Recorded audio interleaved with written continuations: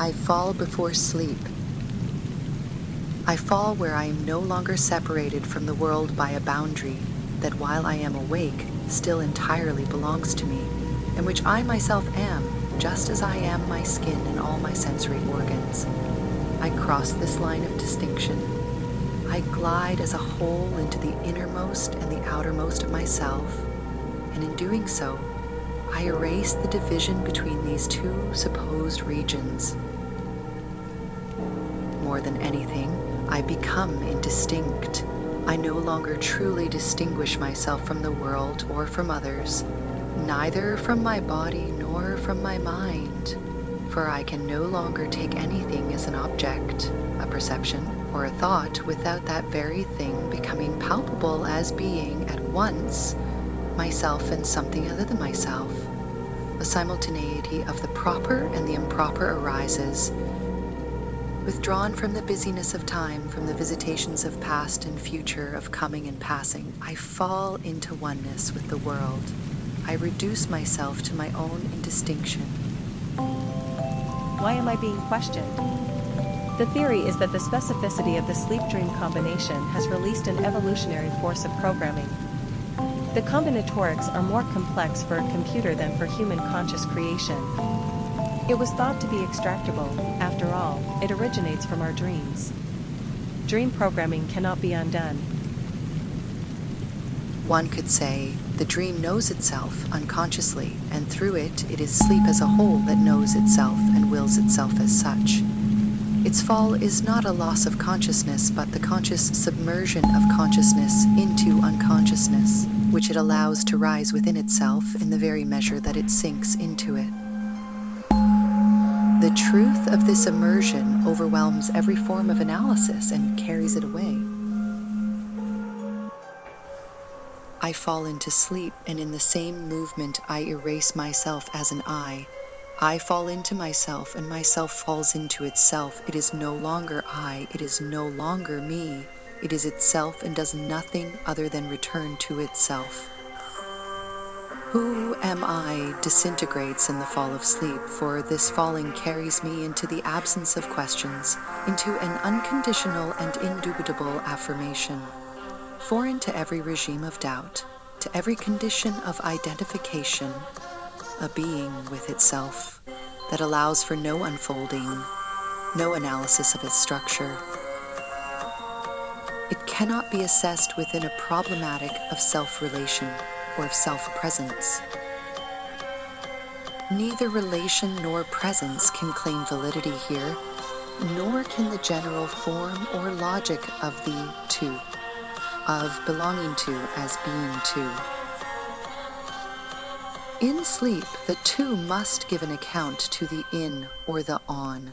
The sleeper is in herself, on herself, as much so as Kant's thing in itself.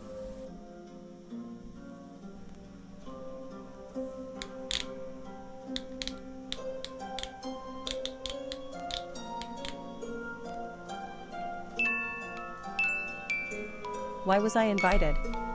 How was it able to change its mode? Hasn't that been a while now? Are we supposed to find out how the dream works in order to explore the disturbance, or as they call it, the extension? Are we supposed to use dreams to figure that out? We don't even know how dreams work ourselves. Naturally, that's perfect fodder for AI. It operates with non-binary code. Is the dream beyond code? It's not about understanding or summarizing what has been thought about it. It's about the transitions. For sleep allows to be seen only its vanishing, its burying, and its concealment. Yet, in its withdrawal, it offers in return, more remote and more powerful than any phenomenality, the possibility of laying down intentions and purposes, as well as of all saturations with meaning. Thus, murmured from the unconsciousness of a sleeper, I am testifies, when heard, less to a truly conceived I than to a simple self withdrawn into itself, out of reach of all questioning and all representation. Murmured from unconsciousness, I am becomes unintelligible. It is a kind of muttering or sighing that escapes barely opened lips. It is a pre-verbal trickling, leaving a barely visible trace on the pillow as if a little drool had seeped from that slumbering mouth.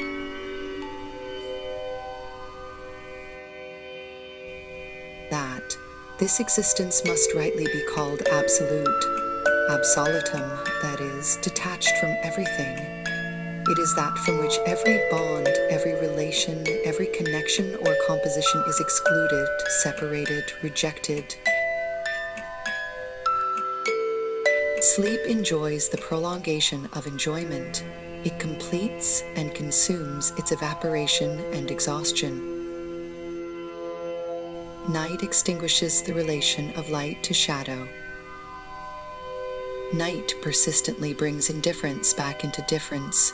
It rediscovers the former world, the magma, the chaos, the chora, the equality posited upon itself, the loving bodies in the depths of the waters, the equivalence of hours no longer inscribed by the unequal shadow of a sundial, measured only by the constant and arbitrary unity of a falling drop of water, or by the transition of a cesium-133 atom from state A to state B.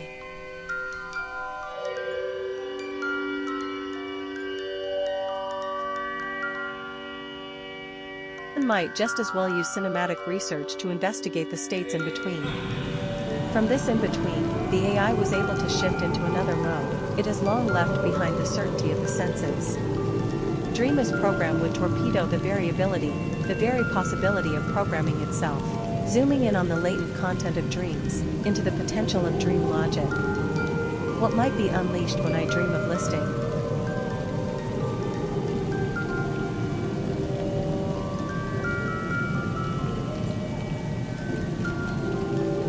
Night reigns without ground, and sleep joins in its relinquishment of justification. A relinquishment that removes justification from the game and from view. No more let there be is spoken. There is no longer any command that calls something into being.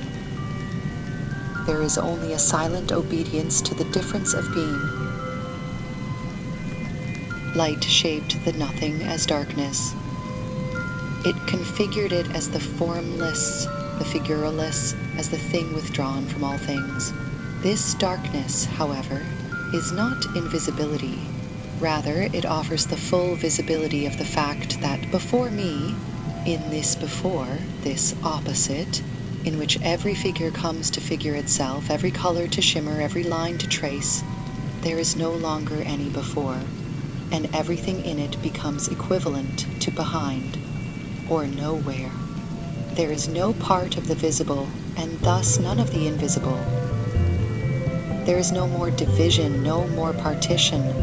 Everything that might come from the outside or seek refuge there, all so-called messages or thoughts, whether from the eye or the ear, from the nose, the mouth, or the skin, the nerves, the guts, the neuronal chains, the muscles and tendons, from expressions of will or from imaginings, desires or sufferings. All thoughts without exception do not vanish, far from it. They come and play freely, indistinctly distinct, in the expanse of nowhere, in the zero part of this darkened world rolled up at the point of sleeping equality. Suddenly, waking finds next to itself a scrap left over from sleep. Something has been brought over from the nothing, and it is indeed a configuration of nothing. Scenes, often colorful and rich in sounds of every kind, whose dense consistency suddenly clouds and crumbles in the clarity of day.